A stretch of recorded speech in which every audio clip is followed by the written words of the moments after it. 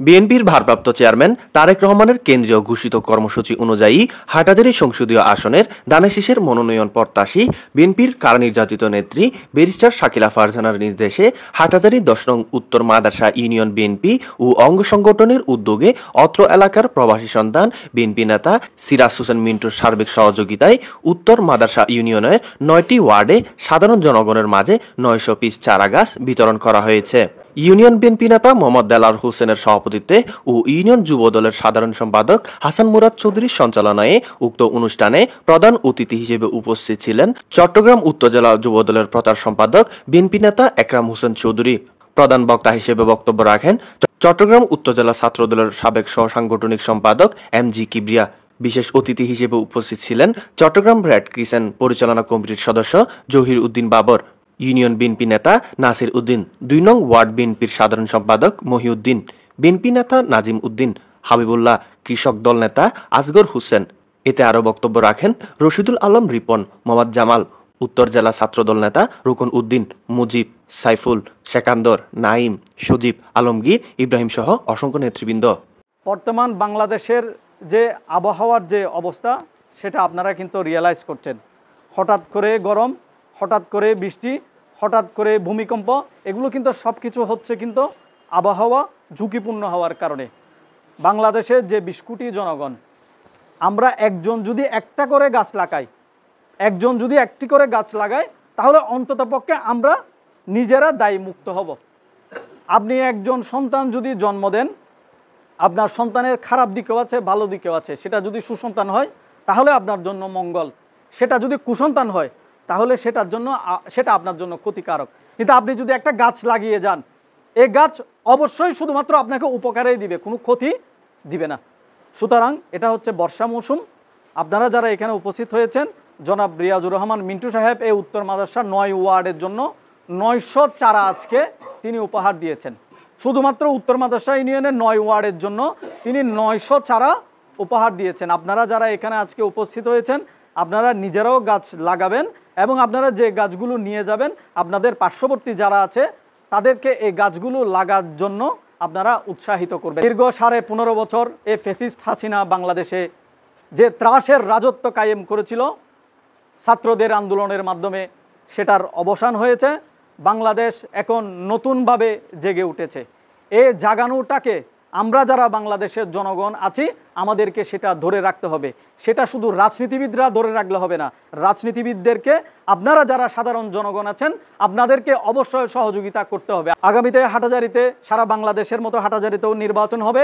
এই হাটহাজারীতে আপনাদের বুটে মরহুম আলহাজ সৈয়দ ওয়াহিদুল আলম ৪ বার সংসদ সদস্য ছিলেন, উনি আমাদের মাঝ থেকে বিদায় নিয়েছেন।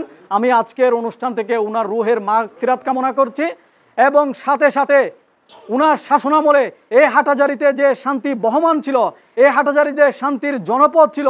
আপনারা যদি খেয়াল করেন, এই হাটহাজারীতে ফটিকছড়ি থেকে, রাঙ্গুনিয়া থেকে, রাউজান থেকে মানুষ কিন্তু এসে বাড়ি করেছে। কেন বাড়ি করেছে? ওয়াহিদুল আলমের শাসনামলে, শুধুমাত্র শান্তির জন্য। কারণ উনাদের ওই এলাকায় সন্ত্রাসের অভয়ারণ্য ছিল, সেজন্য উনারা রাউজান, রাঙ্গুনিয়া, ফটিকছড়িকে ত্যাগ করে হাটহাজারীতে এসে বাড়ি করেছেন, শুধুমাত্র ওয়াহিদুল আলমের শাসনামলকে ভালোবেসে। ওয়াহিদুল আলমের শাসনামল কীরকম ছিল আপনারা যারা হাটহাজারীর জনগণ আছেন আপনারা সেটা জানেন। এই শাসনামল, ওয়াহিদুল আলমের শাসনামলকে আপনারা আবার ফিরে পেতে চান, আবার হাটহাজারীকে শান্তির জনপদ হিসেবে আপনারা পেতে চান, তাহলে উনার সুযোগ্য উত্তরসূরি ব্যারিস্টার শাকিলা ফারজানাকে আগামী দিনের দানশীষ প্রতীকে ভোট দিয়ে আপনারা নির্বাচিত করবেন ইনশাল্লাহ। বৃক্ষ তোমার নাম কি বলে যে ফলে পরিচয়। আজকে আমাদের নেতা না আসলে আমরা এরকম একটা সুন্দর সুশৃঙ্খল দেশ পাইতাম না। কারণ এমন একটা দেশ, স্বাধীনতা যুদ্ধের পরে এত বিশৃঙ্খল একটা দেশের মধ্যে উনি দায়িত্ব নিয়ে সুশৃঙ্খলভাবে গঠিত করছে। ওনার যতগুলো দায়িত্ব নেওয়ার পর থেকে ওনার যতগুলো কর্মসূচি এসেছে, প্রত্যেকটা কর্মসূচিতে ছিল আপনারা সাধারণ জনগণ, আমাদের বাংলাদেশ। ব্যারিস্টার শাকিলা আপা যেন এই ইনোভেশনের কার্যক্রম উঠতে তাকে আপনারা সবাই সহযোগিতা করবেন। এই গাছ দিয়ে আমরা অক্সিজেন গ্রহণ করি। আমাদের এই গাছ অনেক উপকারে আসে।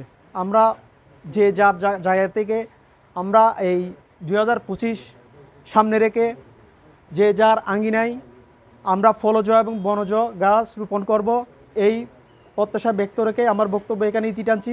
বৃক্ষরোপণ কর্মসূচি শুধু পরিবেশ রক্ষার উদ্দেশ্যে নয়, এটা ভবিষ্যৎ প্রজন্মের জন্য সুস্থ ও সবুজ বনযোগ্য পৃথিবী গড়ার প্রতিশ্রুতি। দেশনায়ক তারেক রহমানের নির্দেশে আমরা আজকে বৃক্ষরোপণ কর্মসূচি এই অনুষ্ঠান করতেছি। আমাদের হাটহাজারীর সাবেক এমপি শহীদ ওয়াহিদ আলমের সুযোগ্য কন্যা ব্যারিস্টার শাকিলা ফারজানার আফার জন্য আপনারা সবাই দোয়া করবেন।